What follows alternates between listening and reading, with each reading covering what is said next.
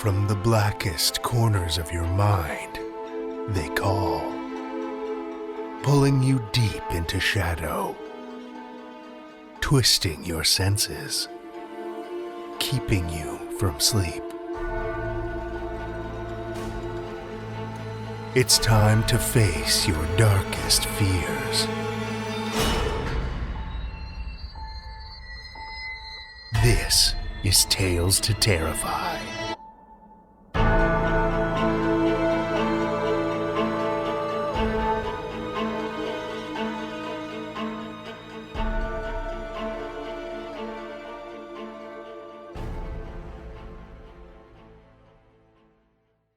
Good evening, children of the night, and welcome. We're creeping swiftly toward the end of January. After tonight, we've got just one more episode left in the month. And why is that significant, you ask? Well, for anyone not in the know, February is Women in Horror Month. And to celebrate this year, our very own fiction editor, Meredith Morgenstern, will be taking over the reins to share some history and insight into the indelible mark women have made on our genre. She's got some great stories lined up, too, so make sure you keep your ears out for that in a couple of weeks. Also looming on the horizon is the close of our current submission period. For those of you teasing and toying with the final details of your manuscript, or anyone who's been contemplating swinging open the vault and letting that long-lingering masterpiece free to wreak havoc on the world, this is your warning bell that it may well be time to get the lead out. So, finish off that draft, polish it to a sacrificial dagger's gleam, and send it our way. talestoterrify.com/submissions. I'll drop you another reminder just before we close, but don't risk sliding under the gate at the last second, because we all know how fatally messy that can be. And of course, as one door begins to swing closed, we can hear the faint creak of another cracking open down the passage. What's this? Those maddening howls coming from the other side seem to be the anguished screams of another flash fiction contest. Well, children of the night, this is another one you won't want to miss out on. But don't jump the gun just yet. Sure, start sharpening your quills by all means. Stay tuned for more details on our theme. We'll be revealing that in a few weeks. I promise it's going to be dreadful. We have 4 tales for you this evening, about a lonely girl who finds a friend, something that creeps on a cold winter's night, an unexpected warm day, and why you shouldn't mistake a cage tiger for a tame one. Our first story for the evening comes from Emil Čolić. Emil Čolić is a Yugoslavia-born, Australia-raised, Amsterdam-dwelling Kiwi. During the day, he works as a creative and writer in advertising. At night, he tries to scrub himself clean with the sweet loofah mitt of fiction writing, and by helping run Strange Birds, an international writers group. Children of the night, join me for Emil Čolić's Put Into Pieces, a Tales to Terrify original.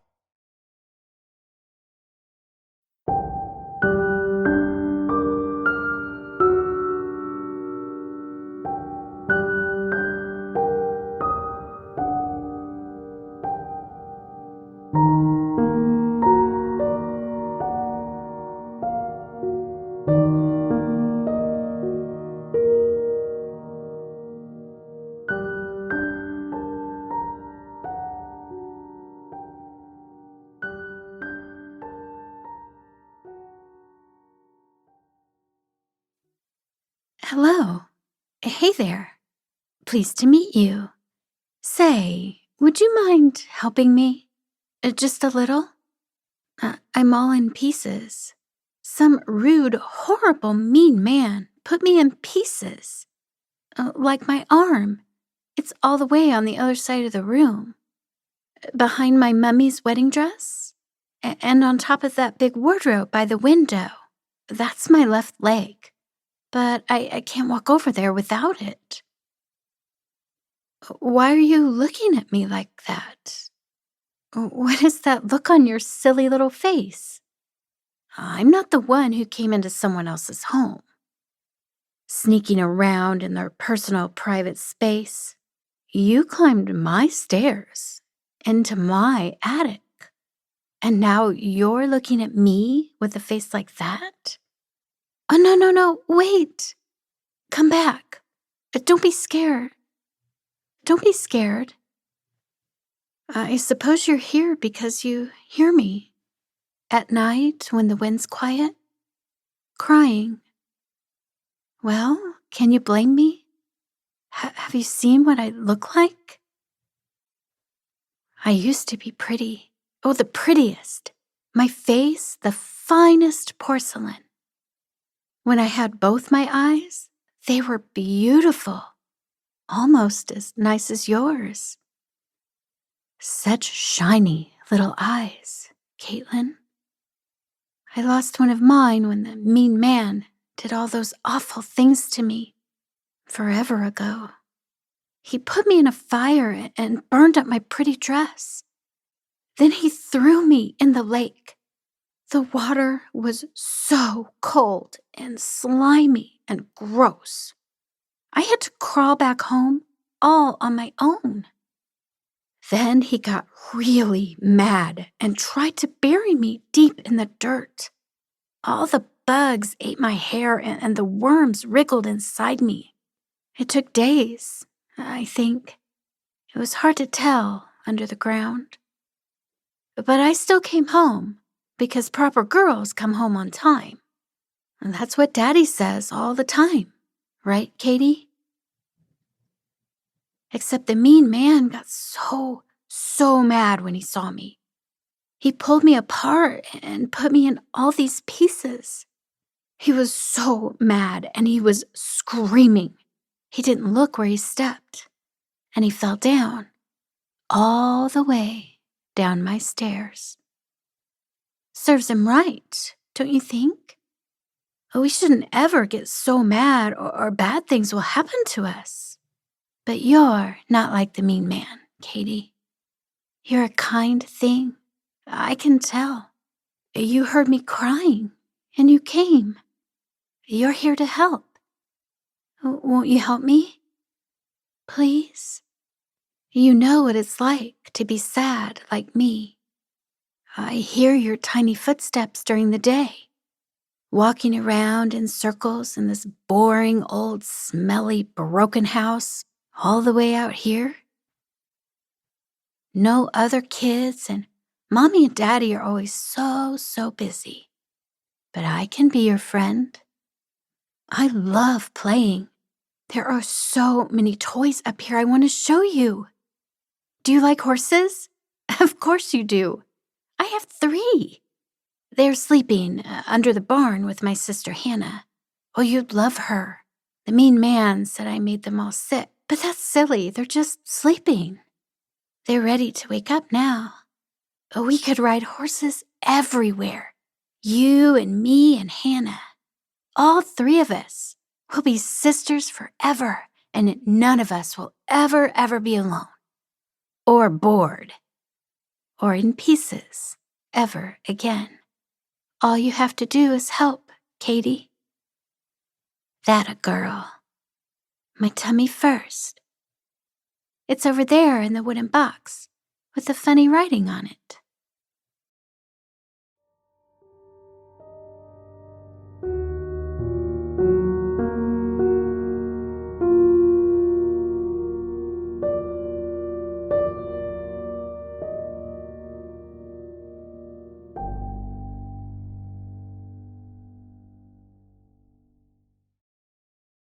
That was Emil Čolić's Put Into Pieces, is read by Michelle Kane. Michelle is from the Kansas City metropolitan area. She has a dulcimer and a bodhrán that she doesn't have time to play, because she spends her time working in a cube farm and being a mom to her 6-year-old son and their 11-year-old Labrador. And, of course, narrating stories when she has the chance.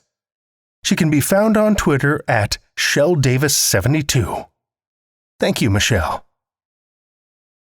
Our second tale tonight comes from Emily Henry Burnham, who we also heard from last week. Emily Burnham is a creative writer living in Bend, Oregon, but originally from Hertfordshire, England. She has a master's degree in journalism and more than 15 years of experience as a multimedia reporter, columnist, and editor, with a penchant for stories of redemption and resiliency.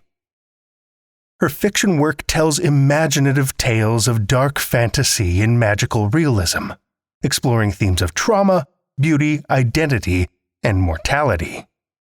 Although she is, as yet, officially unpublished, her flash horror story, The Dog, was featured in the local newspaper, the Bend Bulletin, and she recently won a Notable Story Thinkerbeat Award for a short story submission to Unreal magazine. She is racking up second-round rejections and continues to write with abandon. Listen with me, children of the night, to Emily Henry Burnham's Winter Solstice, a Tales to Terrify original.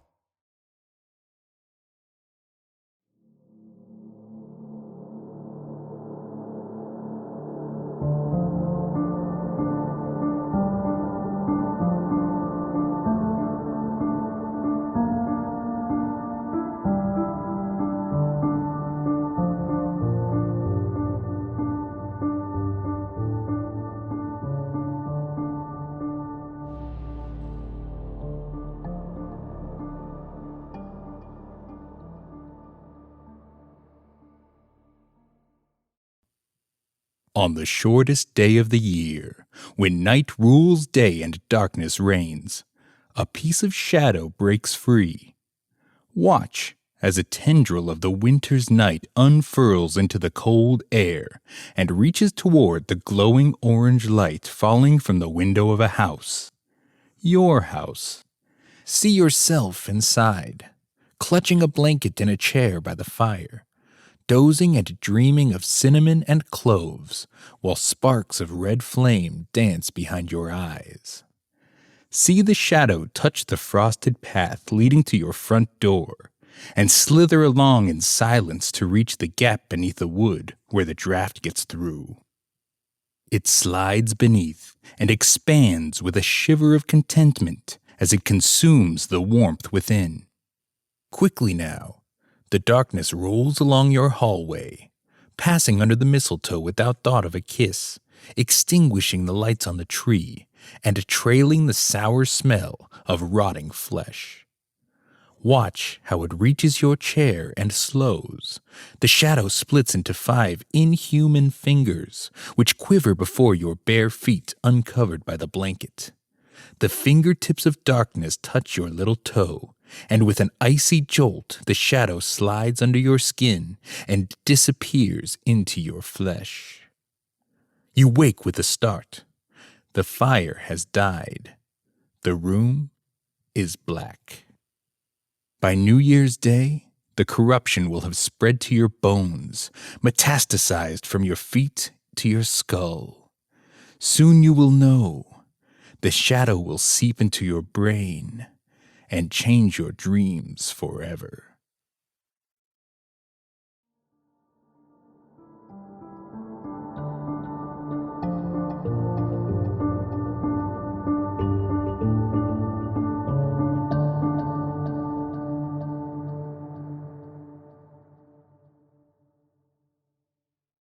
That was Emily Henry Burnham's Winter Solstice, as read by Jesse Holt. Little is known about Jesse Holt, though rumors have circulated that he was found frozen within a 20,000-year-old ice formation during an Arctic oil drilling expedition.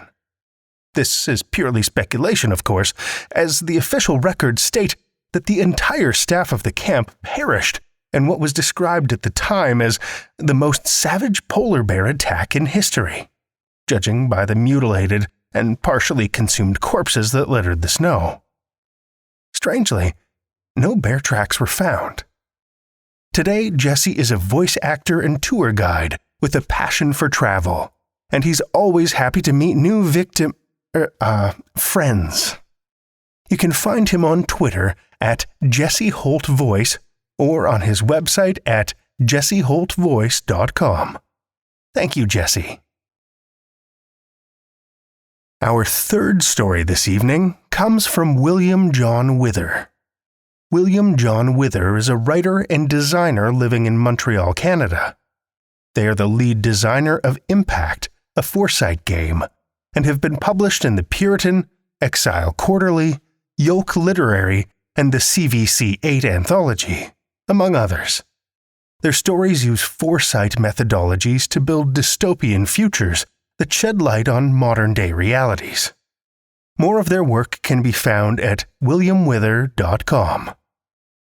Children of the Night, immerse yourselves in William John Wither's And the Sun Went Down, a Tales to Terrify original.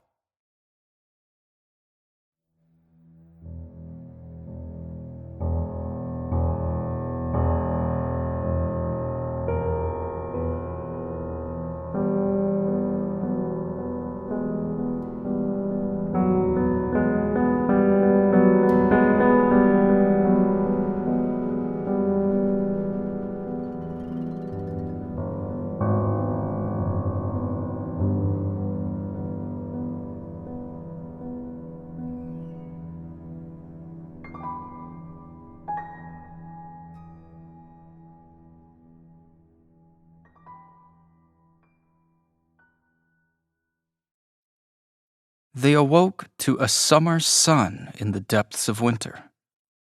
As it filtered in through the east-facing windows, it felt warm on their skin. Parents had risen early and wrapped themselves in wool coats and warm socks and winter shawls to fetch the morning paper, just to step outside and feel themselves sticky with a ferocious sweat. Upon fetching the Times, its forecast read snow squalls and bitter frost for the week, yet the snow all around had begun to melt, filling the streets with walkable rainbows. Some looked around to others on the suburban block, then found themselves in their basements, opening boxes of stale shirts and worn running shoes. The sleeping children heard a pitter-patter, as if joyous bugs on a cottage lake, and stirred. They jumped from their beds and from their second-story windows saw their parents running in the street and went to join them. On their porches they saw the waves of neighbors as they jogged past, the summer rays reflecting off the morning dew, feeling the wet between their toes. Jackets the color of soot hung unneeded in their rows, as drawers were upturned for the perfect summer clothes. There were socks with curly lavender trim and cut-off shorts of cotton twill as pale legs shook off their winter drear. Pits and parts were hastily shaven in the bathtub, and toodle-doo braids were delicately spun in front of TVs, showing stumped weathermen who joked that June couldn't wait for January. They said it was 15 degrees, although everyone dressed like it was 30. Children with their knapsacks packed mewed as if they could pretty please stay home as parents said no, no, but wondered the same thing. Then the morning bus came, sprinkling water back onto the newly naked lawns, and the children were sent on their way. Parents in patterned suits and blouses turned the keys in their well-washed cars and bobbed like lazy submarines down the concrete rivers. Open windows met a delightful wind from the slowly turning surf below as it filtered into the thirsty sewer grates. No one looked down into the stream to see the inevitable winter thaw of discarded butts and unwashed waste left out in the cold. It was sun, and it was warm, and one couldn't help but to look up and have their face kissed like the first day after an Alaskan winter, evermore. People who had chosen to walk plodded in rubber boots and whimsically kicked at the retreating frost like the end of a long battle. They got ice in their drinks and watched the world unwind like a precious music box, heard the song it played as they floated downstream to their morning towers, silently wishing they, too, would be swept away. The children sat in their classes with the breeze drifting in as they heard the faint whispers of history and science being taught, though they didn't know to whom. The student closest to the window would, from time to time, stick their hand outside and silently report back to the rest of the class. Through nods and notes and winks, they knew it was warmer at 9:30, warmer still by 10 to 11, as each sat poised in their seat, buzzing with kinetic fuzz, waiting for the noon bell. Downtown, the sun had turned the towers into tropic greenhouses with metallic alloy for flora. Blazers unbuttoned, hung from shoulders and unoccupied seats as their owners scanned the long horizon, blurry with cement. All pleasantly stared through the tempered glass and felt the heat crawl up their noses and fingers. None told anyone to go back to work. All stood with their eyes closed, the light magnifying onto their faces, modern-day Icaruses in their high-rises, closer to the sun than ever before. And so, a decision was made. They called it a summer day, for in many ways it was. The children heard the announcement over the PA and jumped from their seats. They streamed into a field brimming with every color made more vibrant without a window between them. The joy flushed into their cheeks and bubbled into glorious beads of sweat, abruptly roused from hibernation. Each ran the whole way home, and when they got there, were greeted by parents in floppy hats and knee-length trunks and cherry blossom sandals. They were going to the beach. In their cars, hands hung freely out windows and held onto dogs thirsty for the wind. Foots on pedals puttered along without any rush to their step. Radios blared last summer's tunes, and sandwiches of fresh tomato and cold cuts sat perspiring inside wicker baskets recently filled with Christmas lights. The road glowed a lemon yellow as passengers played I Spies and laughed longer than their lips had allowed them to in recent months. Blankets were laid and buckets were filled with agreeing sand as a new city was built on the bank of the old one. Expired bottles of sunscreen clumped on the unseasoned skin of those who didn't care.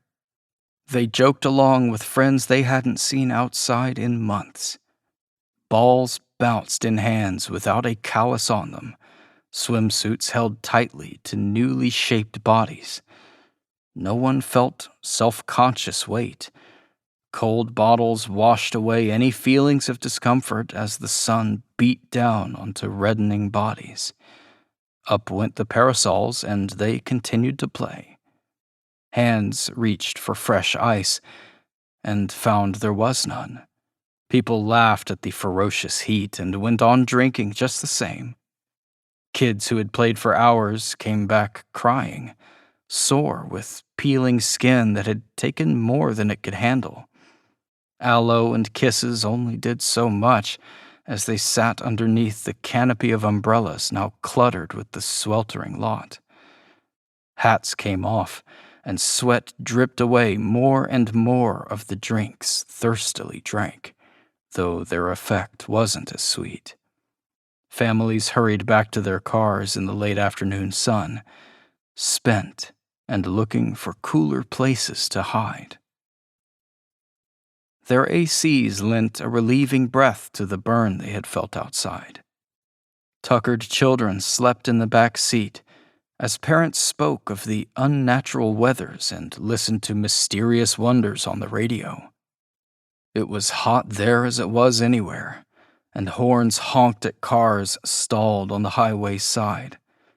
Gas compressors and engines had given out from the excess heat and wouldn't restart. Stranded families hitched rides with those afforded the space, thinking on the funny things in fickle cars they'd have to handle another day. Back in the suburbs, houses sat dark in the dimming light. Families rushed inside and pressed down on their thermostats as they waited for artificial relief. Children lay sticky on leather couches, whining for burned cream and ice. Sore spots were wrapped in pee packs and held tightly by concerned parents. Dogs panted in the entryway and were hastily shaved using Dad's morning razor. They washed the itchy hair off in sub-zero showers that reluctantly parted with their water. TVs were turned on in every window, the only lights on, as weathermen pointed to graphs higher than their height before they abruptly went away, and all that was left was silence. Switches and breakers were flicked and gave no effect to the house's internal systems. Backup generators didn't whirl, fridges didn't hum, lights didn't fizz, and the walls didn't make any of the noises they would usually make. Only the red sun shone through the cracks in the draped windows. Fathers went into the street to stare at others in inquisitive contemplation. All shrugged back at a loss before looking down at their feet, where water had begun to leak from the houses. The streets began to flood as they had only that morning, but in a much fiercer climate than before. Every drop immediately sizzled into the moist air, making an unbearably humid box no one could stand in. The children cried for ice, but there was none. Then something cold, but there wasn't.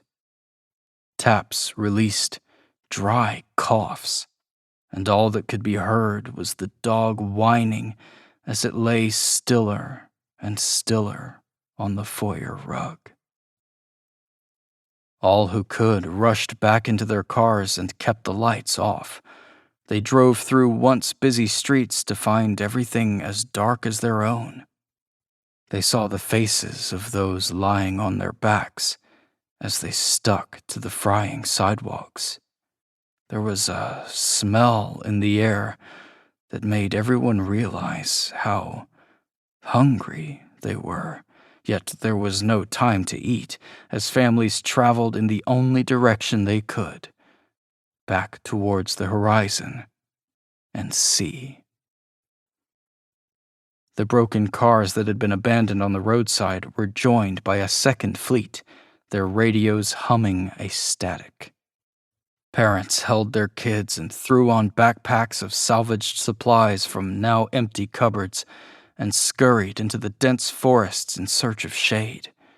The sun on the horizon peaked below the lowest branches as their pine needles gave off all the moisture they had left. Fathers tripped over furry lumps that shifted from their weight, but kept moving. Above, trees were dressed in damp shirts and summer shorts and baseball caps, abandoned by those who had made their way further in. Families who saw each other said nothing. Only the moaning and screaming of raw children could be heard throughout the brush, though the sun didn't listen. No matter the direction, no matter the depth or level of shade, forever heat rained down more fierce and unforgiving than anybody had ever known. Families changed course and headed towards the sun, tripping over even larger lumps without ever looking down. Closer, they moved towards the empty beach, towards their new city in the sand. On the crest of the forest, families forewent their modesty and stripped down to the barest of their parts. They left their food with their clothes and descended into the calm of the sea. Together, families huddled in repressed silence, floated in each other's arms as little bubbles, one first, then more, began to pop all around. It sounded like applause.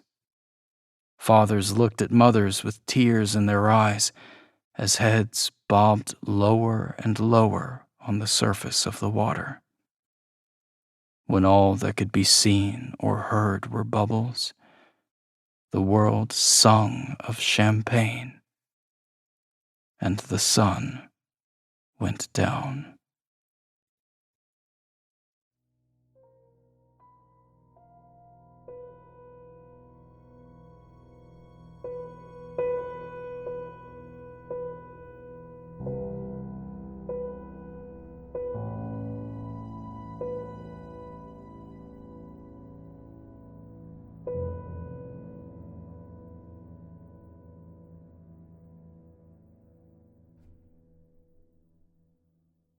That was William John Withers, and The Sun Went Down, as read by Andrew Gibson. Andrew was pulled feet first from the swamps of South Louisiana, kicking and screaming, and he remains mostly as such to this day. You can find his work on Audible under Andrew Gibson, or, for the more romantically inclined, Blake Lockhart. You can also catch him streaming his recording sessions live in the Narrator Nook and the Haven Discord servers, links to which are in the show notes. Thank you, Andrew. Our final tale this evening comes from Nathaniel Lee. Nate puts words in various orders. Sometimes people give him money afterward. No one knows why. You can find more of his writing at mirrorshards.net, including a lot of free short and microfiction and a very intermittently updated blog. So, sit back, relax, and listen with me, children of the night, to Nathaniel Lee's Hiking Tour of the Abyss, a Tales to Terrify original.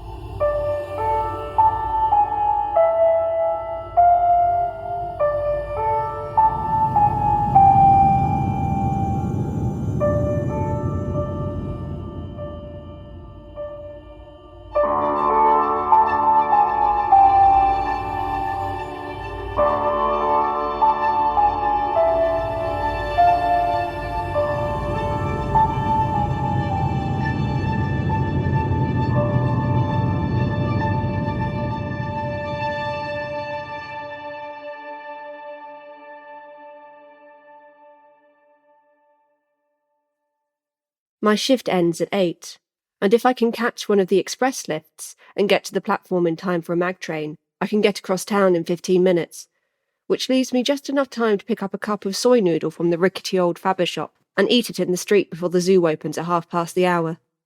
The noodles are bland, because the flavour module doesn't work anymore, but it's cheap.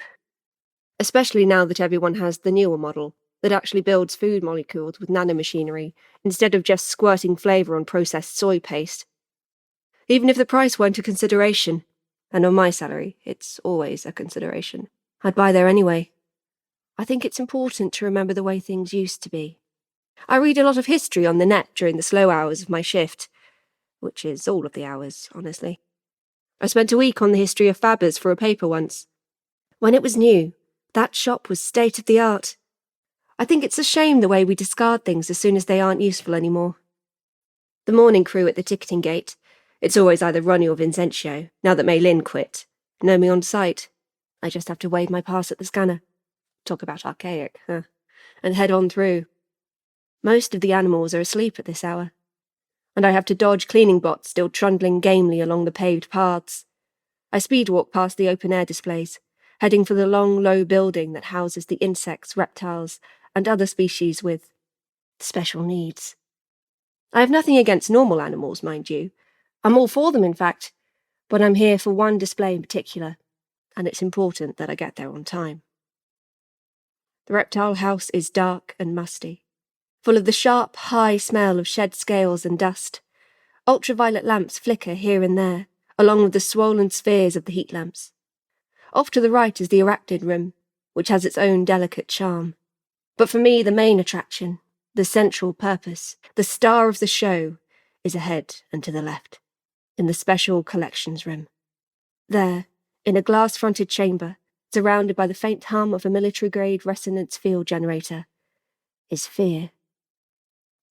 That's what the little silver plaque says. Fear. There is no Latin name, no taxonomy or description of native habitat, because what lives in that cage is not an animal. Some people might take issue with the idea that it lives at all, in fact, but it does. I've seen it. The interior is completely dark. If you lean up against the glass and cup your hands to shut out even the dim crimson light of the special collections room, you can see the faintest hint of motion, as though the shadows on the other side are some exotic liquid, flowing like supercooled helium up the walls and across the ceiling. I like to imagine what it might be like to feel their chill touch on my skin, a tangible darkness, like a blanket of snakes wrapping around me. I lean in and press my forehead against the glass. It's cold, like the door of a freezer. My breath fogs against it. I focus my thoughts, imagine the first fingers of dread touching the back of my neck, picture the billow and roll of living shadow and the gleam of sharp teeth within. A thrill shudders down my spine, and goosebumps rise all over my body. Horripulation, that's called. I read about it. It's an unconscious fear response. Atavistic. Primeval. The shadows move faster the longer I lose myself in them. That's why I come here every day. They don't feed him properly. In the tenebrous swirls behind the glass, I see shapes. Wolves, bats, spiders, great hunting cats, and other things, stranger things, dragons and wraiths, the unquiet dead, and twisted once-human monstrosities. The images come piecemeal, in flashes of claws and blades, piercing needles and grinding teeth. Xenia, my old girlfriend, didn't understand. She said I came here because I wanted to feel brave, that I was like a cat, walking a tall fence and taunting the chained dog in the yard. I'd be lying if I said it wasn't exciting, in a way. The delicious shiver of horror isn't my only reason. The zoo staff will think I'm some sort of neo-Gothic freak, a Satan worshipper. But that's not it either. I'm one of the good guys. I'm on the side of the light, not shadow. I work as a security guard, don't I? Not that that means much these days. I sit and monitor readouts while the bots do all the patrols. I watch for pests and do basic bot maintenance. Mostly I read. No. I'm not here to praise a dark god, and I'm not here to prove anything. I'm here for us.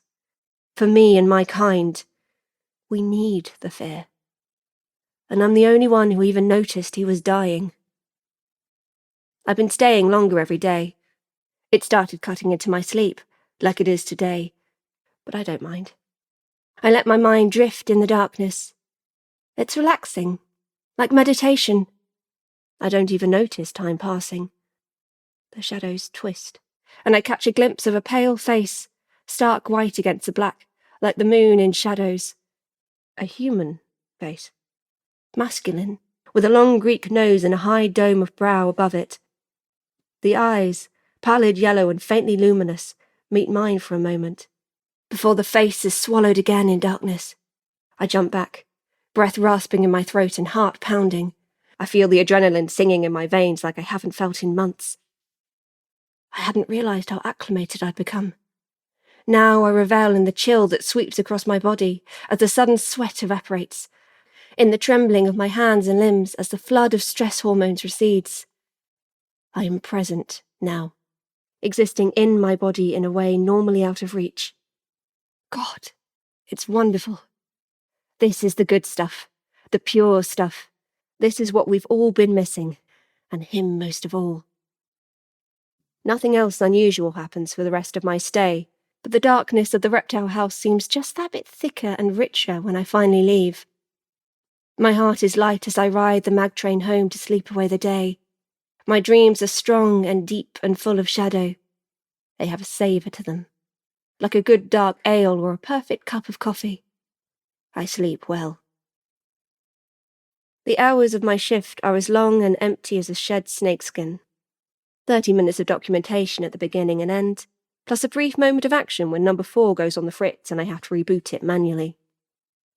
I have plenty of time to think about the fear, and the pale man in the cage. Was that just an enhancement of my usual visions? Was it, perhaps, a reaction to me? Some automatic response engendered by my presence, my attention and focus? Or had I discovered something new? Something sui generis that lived in that darkened room, that had been there all along? The mechanisms of fear's capture and containment are unfamiliar to me. It had made a small splash in the scientific literature several years previously, back when the resonance field was new, and concrete psycholinguistics were the hot fad. But when the public discovered that what all those fancy words actually meant was a dark room that made you a little nervous to look at, interest flagged. I am hardly on the cutting edge of scientific discovery myself, but tonight, here I am with a computer, a netlink, and more time than I know what to do with. It is a fascinating world. I can barely scratch the surface, especially with only access to the public documents. I wonder if I can finagle the security clearance to get at the real meat of it. Somehow. My head is spinning with new words and ideas when I rush past Ronnie at the zoo entrance and practically run to the special collections room. The darkness pulses softly behind its glass, blurred by the slightest visual static of the resonance field. "Are you in there?" I ask. "Can you hear me?" At first, I think I'm simply crazy. That what I saw yesterday was a fluke, a hallucination brought on by sleep deprivation and wishful thinking. I feel a sinking in my gut as I grow gradually more certain that nothing will happen. Then, gentle as a flower blooming, the shadows flex and condulate, moving with purpose. Dark slides through dark, sensuous as syrup, and the pale man is there. I see him dimly, as if through a faulty video link or a gauzy curtain. His eyes are downcast, heavily lidded, but I feel his attention on me like the pressure of an approaching storm. "I'm here," he says. "I am always here." Yes. I watch him hungrily, tracing the aristocratic lines of his face with my eyes. "You," he says, "are not like the others." He drifts to the left. I can't see his feet, but he does not walk so much as glide. "Have you seen the others, then? The ones who came in the daytime, or who used to come?" The pale man makes a small gesture with one hand, visible through the murk like a crab scuttling blind and white through an underwater cave. "I have impressions. It is as though I have been on a long walk through a desert, a sense of heat, of oppression, and every so often a single drop of water upon my parched tongue. I see blank, incurious eyes housing souls like lumps of lead, like stone blocks that resist." He pauses. "It has been lonely." His sadness pierces my heart. How well I know what it feels like. "You are the last," I tell him, my voice somber. "There are no others like you left in the world. Like me." I see a flash of gold as his gaze flicks to me and away again. His eyes are not as colourless as they were yesterday. "And what am I, then?" "A manifestation," I say, proud of my newfound knowledge. "A concrete embodiment of the collective unconscious, created via a revolutionary focusing technique, and the first tangible fruits of the metaphysical sciences. A nightmare made real. A monster." "Ah," he says. His lips quirk in an odd half-smile. "Is that it? I had wondered. It's terrible what they've done to you, I say. They cage you, chain you, put you on display. It's a mockery, an insult. He shrugs. I have been insulted many times. It will not be the last. I can see cloth moving across his shoulders, and realise that I hadn't been able to do so before. He is sharper, more present, more embodied every moment. But doesn't it bother you? He paces to the other side of his enclosure, stares up at the corner. I can see his feet. Why is it that you have returned? I come every day, I tell him. There is a silence, and I rush to fill it with an explanation. You know what I do for a living? I'm the priest of a dead religion. The robots watch the warehouse, and I watch the robots, waiting for thieves who never come. The fabbers make sure everyone has enough to eat, and anyone who wants to work can afford luxury goods. Even if someone was greedy enough and lazy enough to want to steal, instead of take some piss-easy make-work job, it's simpler and faster to just doctor your credit directly on the computer. Robots fight the wars. The only populations that suffer disease are the ones who refuse to accept the treatments. Violence is unheard of, unless you count suicides, which are common as dirt. The pale man continues his scan of his cubicle, distracted, not even glancing at me. An idyllic existence. I snort. I'm supposed to be a guard. What am I guarding against? There's nothing left to be afraid of. How can you be brave when you've captured the last monster in the world? The pale man smiles. I see the glint of sharp teeth behind his lips. Ah, you wish to feel fear. And so you came to me, yes? Well, I hesitate. I mean, that's part of it. But there's hollows and vids and things for that. It's more... When I first came here, you were sick. Dying. The pale man goes still, but I press on. No one else had been in this room all day. They said at the gate that barely a handful of people had been through all week. But when I came in, you reacted. The dark thickened. I realised then that you needed to be feared, needed awe and respect to survive. It's important to keep things alive, to remind us how it used to be. It's a sacred thing.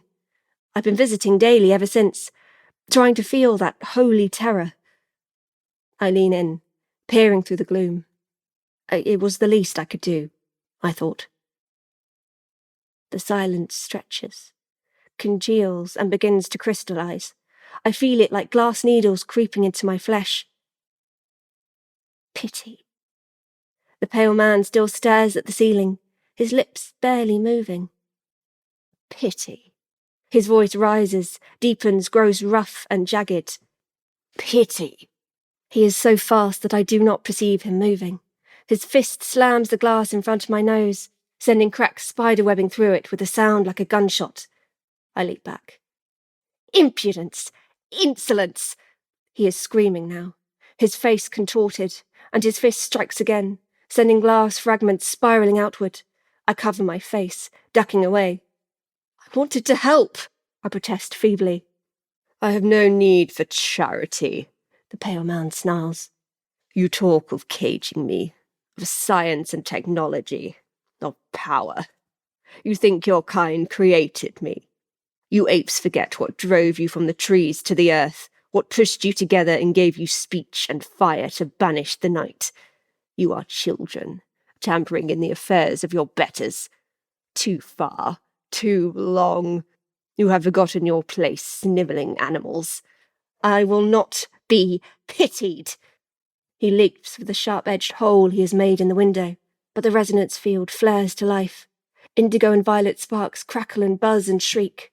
I am in a swarm of incandescent wasps, a lightning storm, an artillery bombardment. The illumination is the wrong colour, and it hurts my eyes.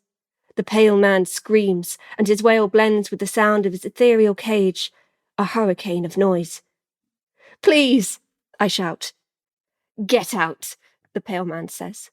His eyes are orange now, blazing like a furnace as he thrashes in the field's grasp. Get out, get out, get out! I flee, and the darkness behind me flashes with impossible light again and again. My injuries, such as they are, sting and ache as I lie in bed that day. A few scratches, a pair of glass splinters in my arm, a faint ringing in my ears.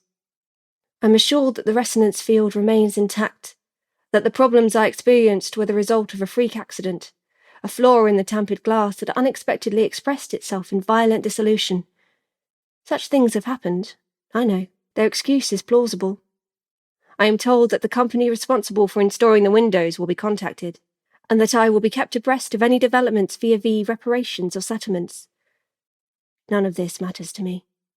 Nor am I comforted as I toss and turn in my dimly lit sleeping chambers, while the sun pounds against my shuttered windows. The tingle in my spine warns me of the presence in my room. And it is with a curious lack of surprise that I roll over to see the pale man seated tailor-style on my ceiling.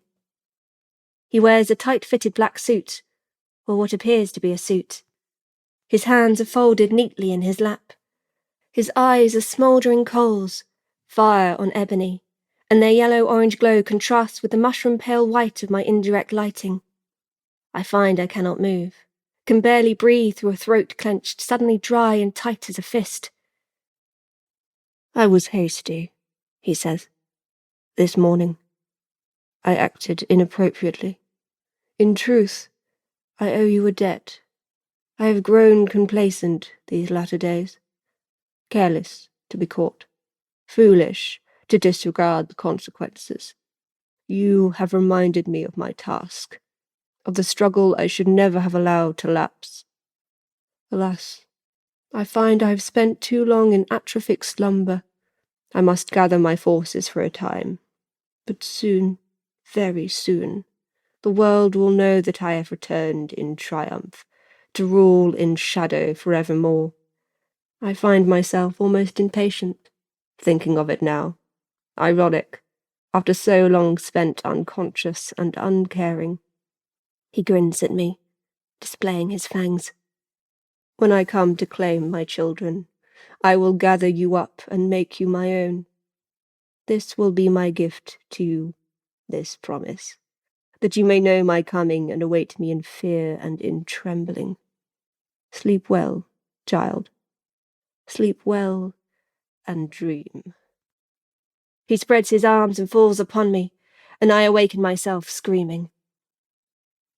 When I travel to the special collections room the following morning, I know what I will find. But I must see it myself. I must be sure. The room is dark, but the shadows no longer move of their own volition. The resonance field hums, but it is idle, pointless, a mere decoration. Whatever lived in that room is there no longer. I have watched the news closely since then. I read of rising tensions, of new outbreaks, of unrest and aggression, violence and death. Have these been here all along? Are long-buried seeds finally germinating? I feel it myself. The growing urge to lash out, the anger that I thought had long since been subsumed in the cloying quicksand of ennui. Has it always been there? This rage, this thirst. Did I never notice it before, or is this the first signs of what is to come? I wish I could say. Memory is a liar and a thief. Nothing it says can be trusted. I test myself daily, looking in the mirror, fearing, anticipating, hoping for physical signs. What will I become when the pale man comes for me again? Or has he already returned? I feel the fingers of fear, ice and chitting against my skin. The sensation is no longer quite so pleasurable.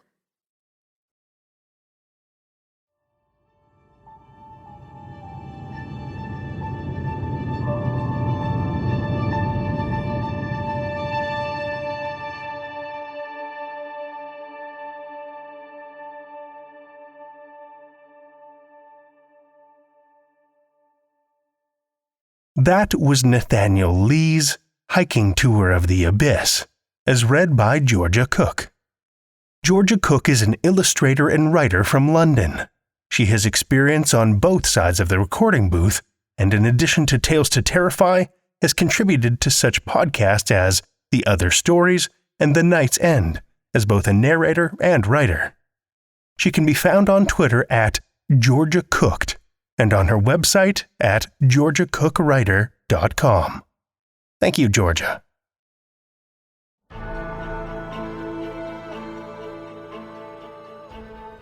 Well, children of the night, the hour is late, and we've run out of tales to tell.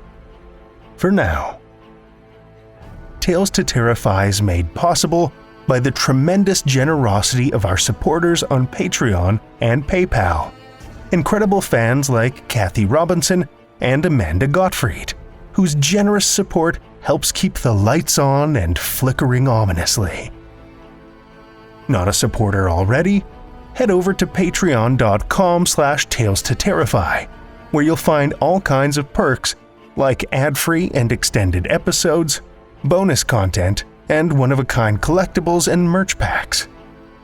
Every dollar goes back into this show to make it as horrific as possible, and we appreciate it so much.